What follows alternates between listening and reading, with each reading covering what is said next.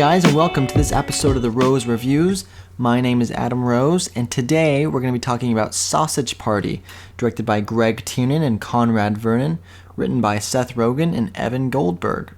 And before we get into this podcast today and talking about Sausage Party, I want to say thank you so much for listening, and if you enjoy any part of this podcast today, if you could go ahead and open up iTunes, which you're probably already listening to this in iTunes, and go ahead and go to the tab of rates and reviews and leave a star, what do you think, 1 to 5, however much you think I deserve, and a comment, a review. That would mean a great deal to me and be very, very helpful for the furtherment of this podcast. Also, I just want to mention before we start, I've had over 200 people listen to this podcast, which in less than a month, which to me is awesome, and I never expected 20 people, let alone 200. So thank you so much for listening, and this is really growing much faster than I thought it was going to, and thank you for your support and listening. And if you ever want to contact me, you can always message me on Facebook at The Rose Reviews or email me at therosereviews@gmail.com if there's a specific movie you want me to talk about or subject about film or anything like that. Feel free to email me at therosereviews@gmail.com. So let's go ahead and start talking about Sausage Party. This just came out. I got to see it on Thursday night. This came out this weekend, the weekend of the 12th here on August 12th, 2016. So the synopsis of this film is a sausage strives to discover the truth about his existence. That's pretty much it. If you've seen the trailer, you know what you're getting into. This is, again, written by Seth Rogen and Evan Goldberg. These guys wrote Pineapple Express. This is the end of Watch. So these guys, this is this type of humor that you kind of know what you're getting into here. So let me talk about what my expectations were before going into the film. So before going into the film, this probably was my most anticipated comedy of the year, for sure. I was very, very excited about this film.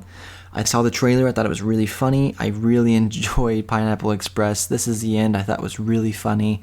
So, Evan Goldberg and Seth Rogen have had a lot of, movies to me. I like their sense of humor a majority of the time. If you're a Seth Rogen fan, you know what you're getting yourself into, especially if you've seen his films. So I was really excited about this. This was a really original idea about film, about food coming to life. It was really interesting take on what Pixar usually does, which is toys coming to life or monsters coming to life under your bed. All these inanimate things coming to life, but in this, it's food coming to life and how terrifying that is. So I thought that was a really interesting idea. So I had high expectations for this R-rated comedy. Coming out of the film, I think this is probably the most disappointed I've been in a film in a long time. And, I came out and I just... I was just expecting a lot more from this film than what it gave me. And it just didn't work. It didn't work. I'll talk about why it didn't work really specifically here, but my overall thoughts was I was really excited and was really disappointed coming out of it. Now, most people don't agree with me.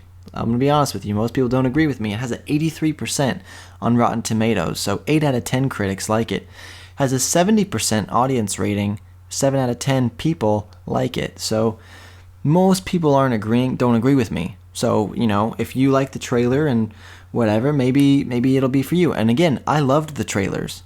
I was really excited about this film, but coming out of it, it just wasn't what I wanted it to be. So let's talk about why that is. So let's talk about the directors here. These guys, Greg Tiernan, this is his first really big film he's directed. Some Thomas the Tank Engine cartoons.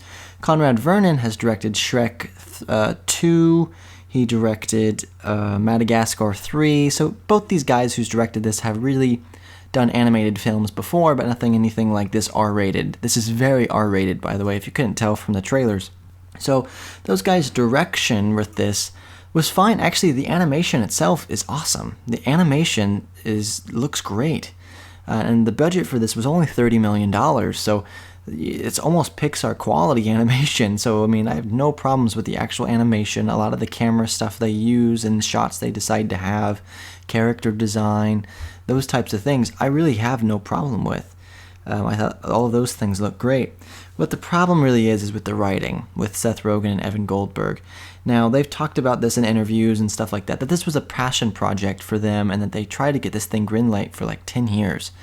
Seth Rogen said they had this idea a long time ago and just couldn't get any studio to back it up. And now after seeing the film, I see why. Is because it's a funny idea, but for me, it loses its funniness after like the first 10 minutes. To me, and I went with my girlfriend and she agreed with me, we got out of the film, I was like, I think that would have been a really funny 10-minute sketch, but like trying to make that a 90-minute movie, it just doesn't work to me. So, yeah, so these guys wrote it. The problem was with the writing, and when I say the problem with the writing, more specifically, they have jokes, and the jokes are funny, but they draw them out so long that it loses it being funny. And sometimes the jokes are so offensive, and I don't get easily offended. And I'm not saying I was necessarily, but it makes you uncomfortable. And I think good comedy should make you uncomfortable, but this just made it uncomfortable to a point to where it's just, I don't know, it was just too much, and it just wasn't funny. I'm fine with comedy making me uncomfortable if it's funny, but it's not funny. And they just went on too long, and a lot of the jokes didn't land, I think, the way they wanted it to land, and it kind of loses its oomph to it.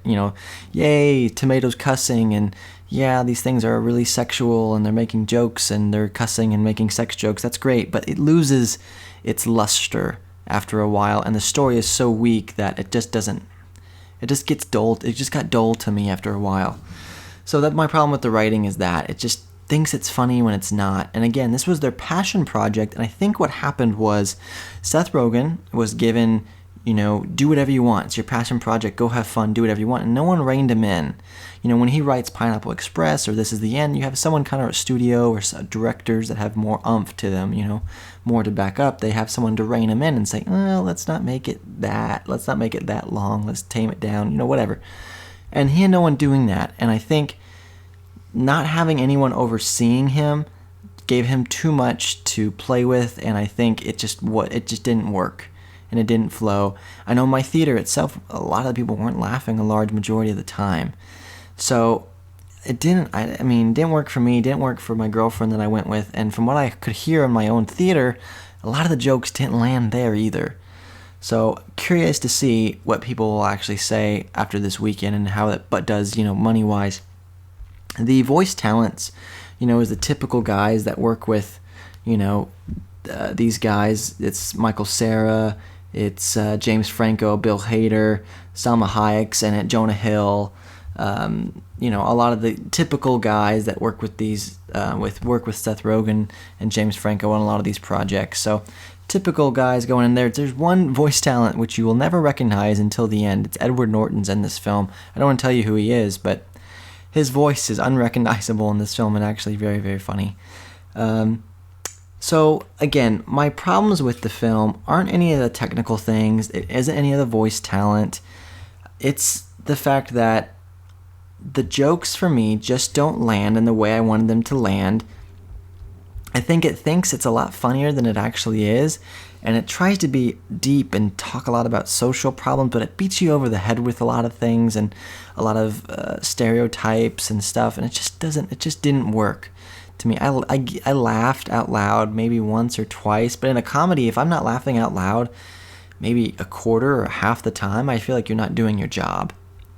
There's a scene at the end of this movie that lasts for about 10 minutes, 5-10 minutes, and it was funny for the first minute, and then it just wasn't funny anymore, and they just kept going and going and going, and to where it's just weird and uncomfortable, and didn't really, it served its purpose after the first minute. It's like, okay, we get it, and then it just kept going and going, so it's just like, okay.